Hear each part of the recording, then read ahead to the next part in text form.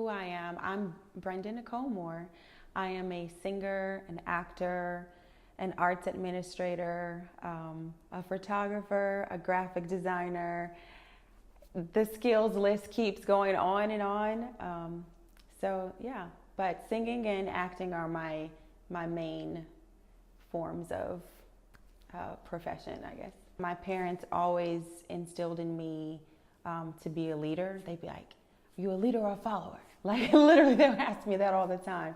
So I always had that kind of in the back of my mind, but I was always very shy. It took me many years to grow into being like a full woman and having confidence and knowing who I am. And also I think a really big part of it, because even after I graduated high school and into my freshman year of college, I was still kind of like not very confident, still trying to figure things out. But what really did it was having kids very young. They are a motivator. Like, if you've never been motivated to do anything, you definitely have a reason to once you have a kid. But add on top of that, that I was a single mom with 2 kids, am a single mom with 2 kids. So that has been the biggest motivator in driving me to just keep adding skills, adding things.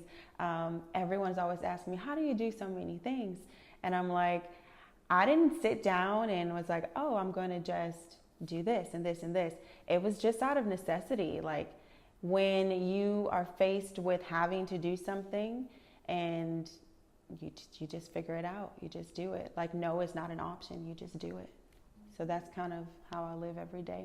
Yeah, I think at a young age, especially at that age, you're still trying to figure out a lot of things. And in the back of my mind, it kind of stuck with me that, oh, you weren't model material because I wasn't thin enough or whatever. Even though I've been pretty thin my whole life, for them, I wasn't thin enough. But what I didn't do was take it as a negative, as if I needed to change myself. I took it as a sense, well, that's not for me. I'm just going to do something else. And if that's not part of my vision or my goal at that time, that's fine, because there are seasons and times where things are not for you. And so I kind of took it at that, even at that young age. I don't know if that was my thought process at that time, but I do remember being sort of, taken aback by it. But it definitely wasn't, I wasn't distraught or destroyed by it. Every time someone tells me no, it just makes me it makes me stronger. It makes me want to prove them wrong even more. So not that it's about them, it's more about me knowing that I am great. I definitely believe that God is in all of us, and I know that everyone's life has a purpose. Like, you are here for a reason, and you may decide to go this way or this way, but either way, you're still going to end up where you're supposed to be. So it may be a little tougher. I think path that I took to get to where I am right now was a roundabout way. I think that God gave me other opportunities along the way to make it easier, but people live their life and make choices. And I chose a way that was a little bit more difficult by having children young and all this stuff, and then adding things on top of that. But at the end of the day, what people say to you doesn't determine where you're going to end up.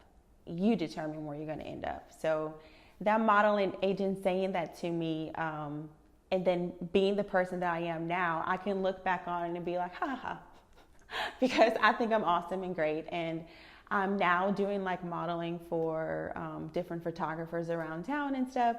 And I'm like, oh, wow, yeah, that comes back to mind that they told me at this time, but that's not what I was, going to be doing. But maybe that wasn't the time for me, at that time. But this is the time for me, and I can build myself to be whoever I want to be. So that's kind of how I feel about all the things that I do. So especially for me, but for everyone, our lives are very busy.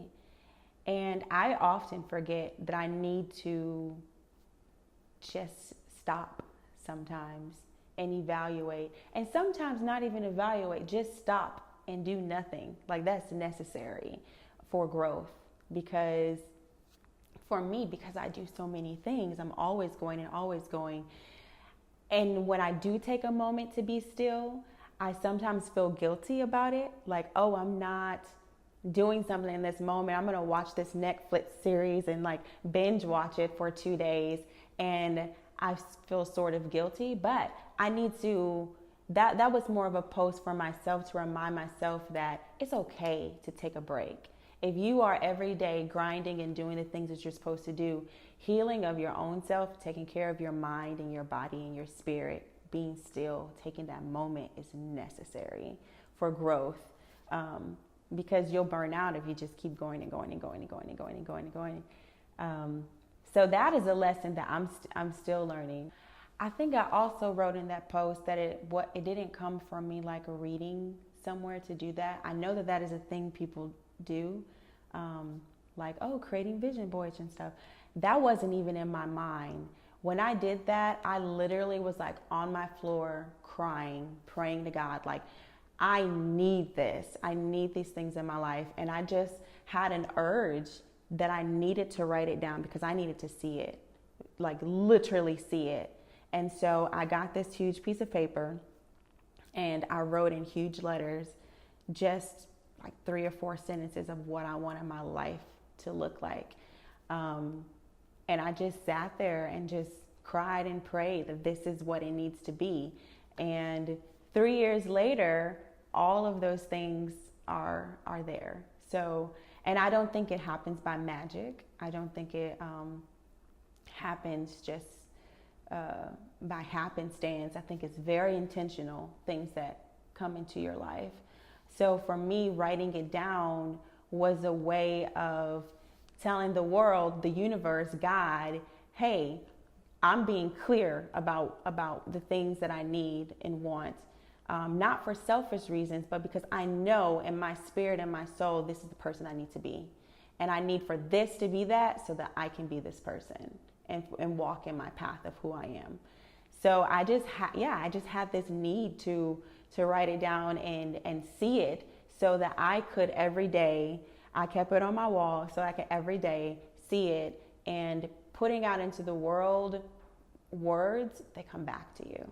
That's proven in religion, it's proven in science, however you want to look at it. Whoever is not religious, whatever, science has proven it too. What you say comes back to you. So for me, it's very important that what I put into the world is clear and intentional, because I know that it's going to come back to me. I maybe live too much in a bubble sometimes where I don't even let negative things affect me in that way. It's like, if you give power to other people's words, then they will have power.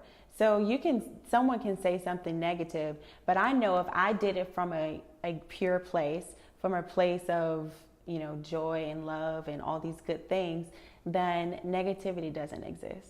So I'm like, I just block it out. And that could be, I don't know, that could be silly, but I'm probably more optimistic than is in reality sometimes, but I think that kind of thing is needed for an artist. You have to be optimistic. Like going into auditions for film and, constantly being not chosen or told no, you have to be an optimistic person. Like you got to be a little bit crazy. You got to be a little bit like more optimistic than the average person to do artistry, because you're going to get told no a lot, and there's going to be a lot of people that criticize you. So I think we have to be like some other kind of person. I don't know. I would say create your own opportunities, because I think a lot of what my parents and my grandparents, what their fear was when I got pregnant, was that the world wouldn't allow me to do what I wanted to. But that's because they grew up in a time where the world was not open for them. The world is so open for us. We got internet, whatever you want to learn is there. So we live in a world where we can do whatever we want. They didn't have that luxury. So they have a different mindset. But you want to go be a doctor?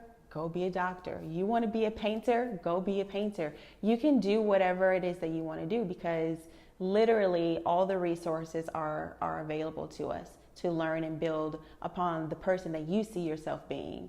So I don't know, whenever I am trying to encourage other artists, I'm like, go do it. What do you want to do?